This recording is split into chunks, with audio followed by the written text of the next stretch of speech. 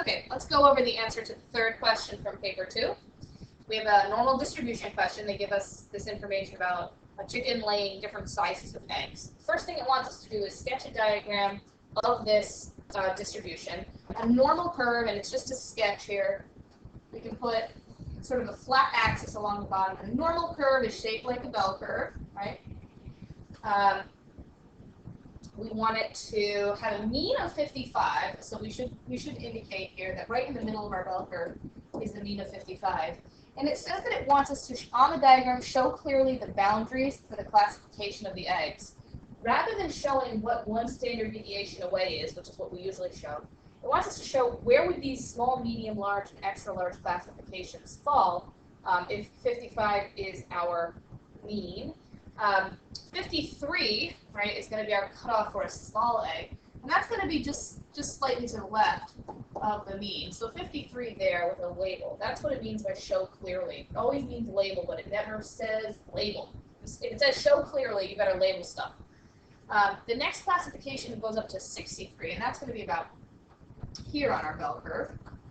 So you'll see between the 53 and the 63, those are our medium eggs.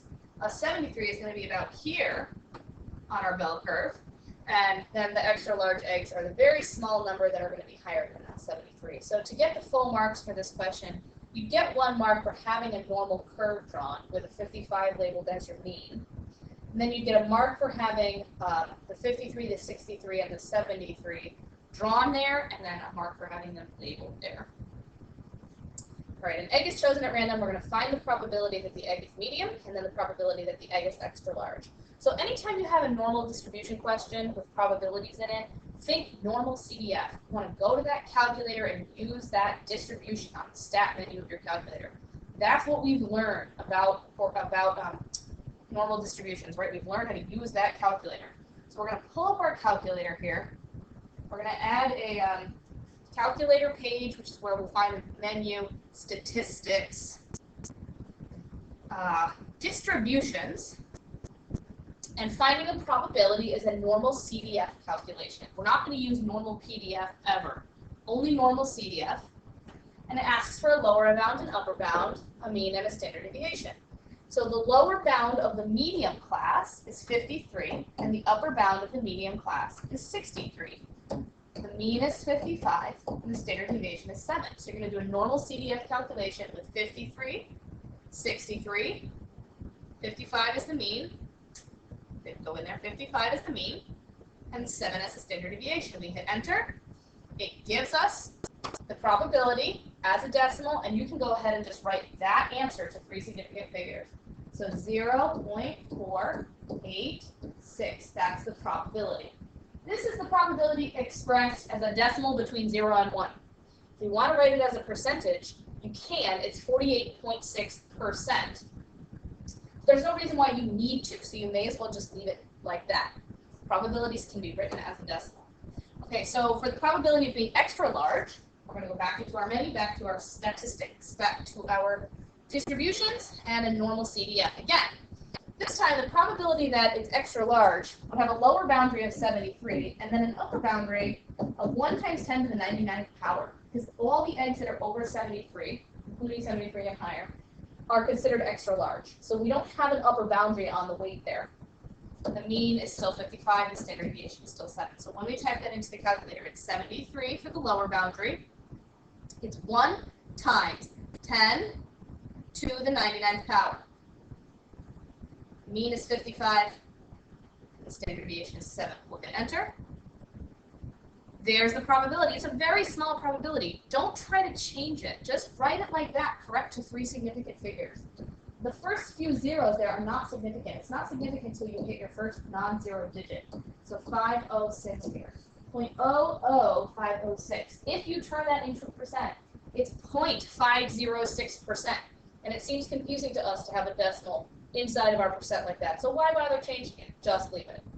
There's a probability, going on to the next question, there is a probability of 0.3 that a randomly chosen egg weighs more than W grams. So that means along your normal curve, somewhere along here around 30% is above some number W. When you do this, this is an inverse normal calculation. So when you're given the probability, you're doing an inverse normal calculation.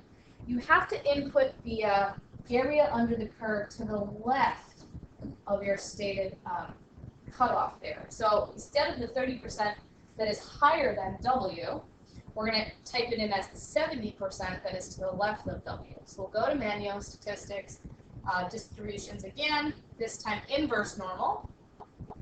And the area is 0.7, not 0.3. All right, 0.7. Mean is still 55. Standard deviation is still 7. We hit enter. It tells us 56.7. 58.7. And that is the value of W, which here is a weight. I mean, it says right there W grams. So we should write our answer as 58.7 grams. So for these chickens, there's a 30% probability that a randomly chosen egg would be above 58.7 grams, which makes sense if you look at our table. All right. Right on here, the probability that a Brahma chicken produces a large-sized egg is 0.121. So rather than making you go back to your calculator and do another normal CDF, they're giving you the answer, 0.121 for a large egg. Frank's Brahma chickens produce 2,000 eggs in a month. Calculate an estimate of the number of large-sized eggs that you get. Most people got this one right. This is just straightforward. Out of 2,000 eggs, what is, 12.1% of this? You go to our calculator, you do 2,000 multiplied by 0.121. And it's 242 eggs. This question continues on the next slide. Here is the selling price in US dollars for each size egg. The probability that a Brahma chicken produces a small size egg is 0.388. Most people only use that number, and that is a problem. The reason why they're giving you that is because they've previously in the question given you all the other ones, and the only one they haven't given you is this small size egg. So we know that the probability of a small egg is this. The large egg they just gave us was this. The medium-sized egg we found earlier in the question was this. And an extra large egg was this. 0.005. If you add those all together, that is where that's going to add up to 1, right? So those are the probabilities of getting the various sizes out of 1. That 0.005, as we wrote it as our answer, 0.00506, because we wanted 3 safe things. So that's where that came from. Going forward now, estimate the monthly income earned by selling the 2,000 eggs if they follow the above breakdown. So there's a pretty long calculation involved here. For the small eggs, you're getting 30 cents for 0.388 of 2,000 eggs. Plus, for medium eggs, you're getting 50 cents. For 0.486 of 2,000 eggs. Plus, 65 cents for this small portion of 2,000 eggs. And then the smallest portion of all would be the extra large eggs. They're worth 80 cents a piece, but only 0.00506 of them out of 2,000 are extra large. So you have to calculate each of these products and add all of those values together to figure out the total that the farm, that Frank is going to get here for selling his 2,000 eggs. The amount that it comes out to is going to be $884.20. And the way that the points broke down for that is that you would need to show some products. You get a method point for having the product shown correctly, and then another method point for adding your 4 terms correctly, and then an answer point for having the final answer right. But you need to realize that there's 4 products that you're adding together here in order to get the full credit for this question. All right, while we're at it, let's see if we can go over number 4. This question is pretty simple. It just seemed like it was really complicated. It's an exponential function. Deep sea diver, his depth is D, the intensity of light below the surface is I. It makes sense that the deeper you go, the less intense the light is going to be. You won't be able to see as much. The deeper the water, the darker it is. I is a percentage, D is the depth in meters below the surface, K is a constant. The first thing they're going to ask us to do is figure out what that K is. K is like your starting value. K would be what is the intensity of light right at the surface, right? The intensity of light at the surface, 100%. Calculate the value of K. 100% here is I, as it tells us I is expressed as a percentage. So we're going to solve 100 as I, finding K if the depth is 0, right? At the surface, depth is 0. We should know that any number to the 0 power, and we don't really need the negative on there, negative 0 is just 0. Any number to the 0 power is 1. So really what we just determined is that 100 equals K, which should make perfect sense. If K is your starting amount, the intensity of light at the surface should be 100. You get, perfect intensity of light. There's no water to cloud it. So 100 equals K, and we're going to need to use that value going forward. Because the next question says, so find the intensity of light at a depth of 25 meters below the surface. Find the intensity of light, meaning find I, plug in your 100 for K, 1.05 is our base, negative 25 is going to be our exponent. It's a depth of 25 meters. Go to our calculator, 100 multiplied by 1.05 to the negative 25th power. Let me just see if that answers right. I can't tell if I typed that incorrectly on the tiny calculator screen.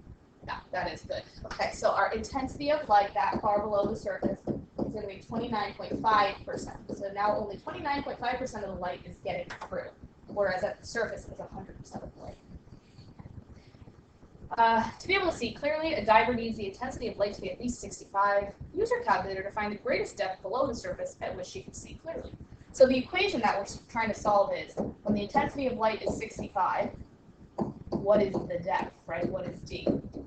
Now, I've told you can use a table on a calculator to solve this, but it turns out on the Inspire, if you're doing Inspire, and I'm sure there's a way to do it on the 84 as well, you can actually get the calculator to solve an equation numerically for you, even on a non-CAS calculator, and we haven't really been reviewing that. But let's do that here now. If we go to Menu, Algebra, on the non-CAS calculator, which is the one I have pulled up here, it's a short menu, but the first thing on it is Numerical Solve. And Numerical Solve lets you type in an equation, 65 equals 100, parentheses, 1.05 to the negative D power. And at the end of your equation, you just need to put comma D to tell it what equation to solve for. So we're still in the parentheses, but we're at the end of the equation. And when we hit enter, we calculate, it solves that D for us. So it's the same value you get from a table, but it's quite a bit faster and more precise. So D at a depth of 8.83 meters below the surface, right? That's the greatest depth at which a diver can see clearly. All right, moving on. Table below gives the intensity of light correct to the nearest integer at different depths, and it wants us to graph that. I'm going to hide my calculator so I have a little more space here. On your graph paper, right, it says use, draw a graph. I mean, that's how you know you want to be really precise. It tells you what scale to use. 1 centimeter on the graph paper is 10 meters. So on our horizontal axis, each centimeter we want to represent 10 meters. I'm a little short on space here. I'm going to push this thing up even higher and go down here. All right, there's the table. Let's go down here. So we want, of course, you will be using a ruler and you will be going very deeply through this. I'm doing a sketch in the interest of time. 10, 20, 30, 40, 50, 60, 70, and 80. You'll be going right along the lines on your graph paper, counting by tens. Make sure that you label your axis as depth in meters to get full credit for your label and scale. The y-axis is supposed to be 10%, counting by 10% on the vertical axis for each centimeter. And we're supposed to go, we'll just go all the way up to 100. I wouldn't have gotten that full credit. We're supposed to go up by 10% here. So 10, 20, 30, 40, 50, 60, 70, 80. It doesn't tell us how high to go for that.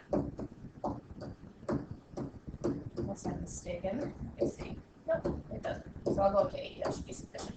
Okay. And this is intensity. And it's measured in percent. Oop, I didn't mean percent. Intensity measured in percent.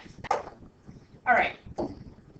We want to graph the 5 points that they give us. 0, 100. Whoop. Looks like I need to go up to 100. Okay, 0, 100. right on there. 10 and then 61, 20 and 38, 50 and 9, 80 and 2,